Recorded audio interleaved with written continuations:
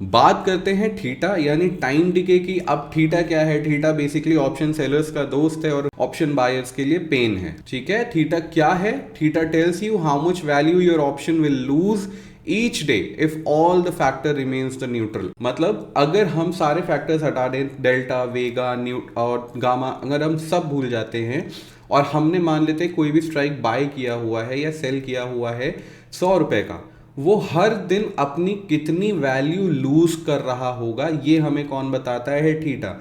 देखिए ऑप्शन क्या होता है? कॉन्ट्रैक्ट होता है, ये एक्सपायरी होते होते जीरो होता ही है और जो उसमें डिके हो रहा होता है उस डिके को हम कहते हैं थीटा, राइट। तो हर दिन ये कितना डिके हो रहा है ये हमें बताता है थीटा डिके, और क्योंकि ये डिके हो रहा है तो ये हमेशा नेगेटिव में काउंट किया जाता है। की फैक्टर्स क्या है? Always negative for long options, मतलब एक बायर के लिए नेगेटिव हमेशा रहेगा ये, क्योंकि वहां पे उसको डिके होता रहेगा और उसकी ख्वाहिश क्या है, उसने स्पेकुलेट क्या किया है? पैसा बढ़ाने के लिए प्रीमियम्स ज्यादा चाहिए, उसे कम नहीं कराना है। ठीक है, तो उसके लिए नेगेटिव हो गया।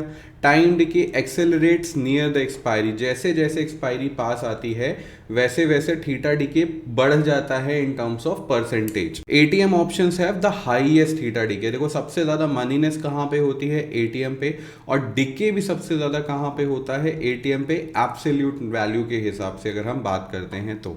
ठीक है, use case option sellers profit from theta decay. हम ऑप्शन सेलर्स हमेशा थीटा डिके के लिए ही मार्केट में काम करते हैं। हम 1 का 100 नहीं बनाते हैं, हम लोग कोशिश करते हैं वो जो 1 रुपए का प्रॉफिट है वो हमें मिलना चाहिए। Theta is the biggest enemy of option buyers, अगर वो होल्ड कर रहे हैं अपना ट्रेड लॉन्ग टर्म के लिए। ठीक है, अगर वो लॉन्ग टर्म अपना ट्रेड होल्ड कर रहे हैं तो थीटा डिके उनके लिए सबसे बड़ा दुश्मन है। ऑप्शन चेन में अगर हम देखते हैं तो हमें यहाँ पे भी थीटा देखने को मिलता है।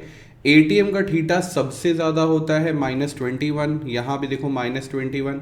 जैसे जैसे आप ओटीएम या आईटीएम जाते हो थीटा कम होने लगता है, डिके कम होता है, थीटा की वैल्यू कम होती है। डैट मीन्स कि वो अपने प्रीमियम्स की कॉस्टिंग कम घटेगी। ठीक है, तो एटीएम में सबसे ज़्यादा घटती है, ओटीएम और आईटीएम में सबसे ज़्यादा कम घटती है। और यहाँ पे ये हमें डिनोट करता है कि हर दिन हमारा प्रीमियम 115 रुपए का है, हर दिन 21 रुपीज़, हर दिन के पास होने पे 21 रुपीज़ का डिके हमें देखने को यहाँ पे मिलेगा। ठीक है, नेक्स्ट है हमारा वेगा, द वॉलेटिलिटी ग्रीक। ये ग्रीक बहुत ज़्यादा ज़रूरी है समझना, क्योंकि जब भी मार्केट में कोई इवेंट होता है, कोई न्यूज़ आती है, कोई जियोपॉलिटिकल इशू होता है या बजट का टाइम आता है, तो यहाँ पे हमारा आईवी राइज होता है मार्केट का और उसके बाद आईवी क्रश हो जाता है मार्केट का। तो ये समझना हमको बहुत ज़्यादा ज़रूरी है कि वेगा का हमें यूज़ कैसे लेना है, कब हमें वेगा पॉजिटिव स्ट्रैटेजीज बनानी है, कब हमें वेगा नेगेटिव स्ट्रैटेजीज बनानी है। इसलिए वेगा समझना आपके लिए बहुत ज़्यादा ज़रूरी है। Vega shows how much premium will change with a 1% change in implied volatility. अगर हमारी इम्प्लाइड वॉलेटिलिटी 1% बढ़ रही है या घट रही है, हमारा ऑप्शन के प्रीमियम पे क्या इम्पैक्ट होगा वो हम डिटरमाइन करते हैं वेगा की मदद से। फॉर एग्जाम्पल अगर वेगा हम मान लेते हैं 0.2 का है, हमारे ऑप्शन प्रीमियम में 0.2 का वेगा चल रहा है और अगले दिन आईवी 3% बढ़ गई, तो हमारा वेगा कितना बढ़ जाएगा? 0.2 से सीधे 0.6 हो जाएगा। ठीक है, 0.2 इंटू 3 इज इक्वल टू 0.6। ठीक, तो ये हमारे सीधा इंपैक्ट डालता है हमारे ऑप्शन के प्रीमियम्स पे। अभी हमारे ऑप्शन प्रीमियम का वेगा 0.2 था, अब हमारे ऑप्शन प्रीमियम का वेगा 0.6 हो चुका है। ठीक है, की फैक्टर की बात करते हैं तो higher in ATM option, again जैसे गामा वैसे ही ये भी, कि एटीएम ऑप्शन पे ज्यादा होता है। एटीएम के ऑप्शंस का वेगा हमेशा ज्यादा होता है। Increase with time to expiry, जैसे जैसे हमारी एक्सपायरी दूर होती है हमारा वेगा बढ़ा हुआ होता है। मतलब करंट एक्सपायरीज में हमारा वेगा कम रहेगा, फर्दर एक्सपायरीज में हमारा वेगा ज्यादा रहेगा। ठीक है, high vega high exposure to volatility. आप समझो कि vega is directly proportional to volatility. जब भी आपको लगेगा कि मार्केट में फियर है, कुछ भी अनसर्टेन होने वाला है, मोमेंटम आने वाला है, तो आप ये मान के चलो वेगा आपका हमेशा बढ़ा हुआ दिखेगा, और जब बढ़ा हुआ वेगा दैट मीन्स की हायर प्रीमियम। यूज केस की बात करें तो crucial during news events and earning, जैसे हमने डिस्कस किया, जब भी ऐसा कुछ होता है, अर्निंग्स, न्यूज या भी कोई बजट आता है, तो क्या होता है हमारा आईवी वेगा बढ़ जाता है। हेल्प्स इन चूजिंग बाइंग और selling volatility strikes like straddles, strangles, calendar. देखो वेगा क्या करता है, अगर कम है तो हम क्या करते हैं, डेबिट स्ट्रैटेजीज ट्रेड करने की कोशिश करते हैं। वेगा ज़्यादा है तो हम negative strategies, credit strategies trade करने की कोशिश करते हैं। डैट मीन्स कि अगर हमें वेगा की अंडरस्टैंडिंग है तो हम उस हिसाब से ही अपना ट्रेड डिज़ाइन कर सकते हैं। जैसे straddles, strangles, calendars, debit spreads, ratio spreads, बहुत तरह के ट्रेडिंग सेटअप्स होते हैं। हम यहाँ पे उनमें से कुछ सेटअप सीखेंगे आगे जाके।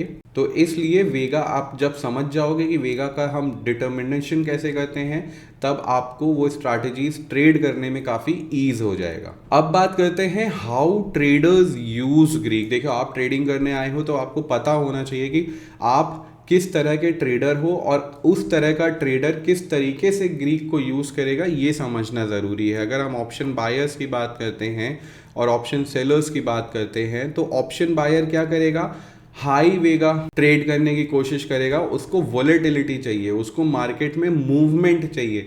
अगर मूवमेंट नहीं होगा तो उसको पैसा ही नहीं बनेगा, मार्केट हिलेगा नहीं अपनी जगह से, प्रीमियम बढ़ेगा नहीं। क्यों? क्योंकि डेल्टा नहीं बढ़ेगा तो प्रीमियम नहीं बढ़ेगा। तो हाँ, वो क्या चाहता है कि वॉलेटाइल मार्केट होना चाहिए ताकि उसे पैसा बने। लो थीटा, उसको किस तरह की स्ट्राइक्स चूज करनी चाहिए, एटीएम या स्लाइटली आईटीएम जाके उसे स्ट्राइक प्राइस चूज करना चाहिए ताकि उसको प्रीमियम कमाने का मौका मिले और वहाँ पे थीटा डिके भी कम हो। अगर मार्केट में मूव नहीं हो रहा है तो थीटा का डिके भी कम होगा। ऑप्शन सेलर्स के लिए हम क्या चाहते हैं कि हाई थीटाज मिले, मतलब कि हम ऐसे टाइम में ट्रेड करना चाहेंगे जब वॉलेटिलिटी तो कम हो लेकिन प्रीमियम्स हमको ज़्यादा मिले। हम वो स्ट्राइक्स चूज करना चाहेंगे जहाँ के प्रीमियम हमें डिसेंट और अच्छे मिल रहे हैं। ठीक है। लो गामा एंड वेगा इम्पैक्ट, मतलब कि अब आईवी बढ़नी नहीं चाहिए, आईवी घटनी चाहिए और कोई सडन मूव नहीं आना चाहिए। गामा क्या दिखाता है, एक्सेलरेशन ऑफ डेल्टा। डेल्टा कैसे बढ़ता है, जब कोई डायरेक्शन होता है। हम क्या चाहेंगे कि गामा का इंपैक्ट हमारी स्ट्राइक्स पे ना हो और हम एक स्मूथ डिके ले सकें। फाइनली आते हैं हेजर्स। हेजर्स आप नॉन डायरेक्शनली भी कर सकते हो, आप डायरेक्शनली भी कर सकते हो।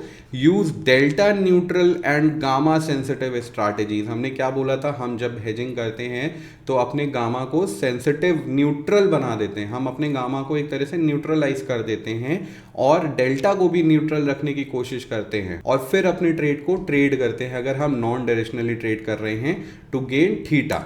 ठीक है। और कॉन्टिन्यूसली हम एडजस्ट करते हैं हमारे ग्रीक्स को अपना रिस्क एलिमिनेट करते रहने के लिए। ये सारी चीजें जब स्ट्रैटेजी समझोगे ना तो आपको समझ में आ जाएगा। ठीक है। अगर नहीं कुछ समझ में आया है तो एक बार पूरा मॉड्यूल रिपीट करके दोबारा देख लो, क्योंकि ग्रीक समझना बहुत ज़्यादा ज़रूरी है।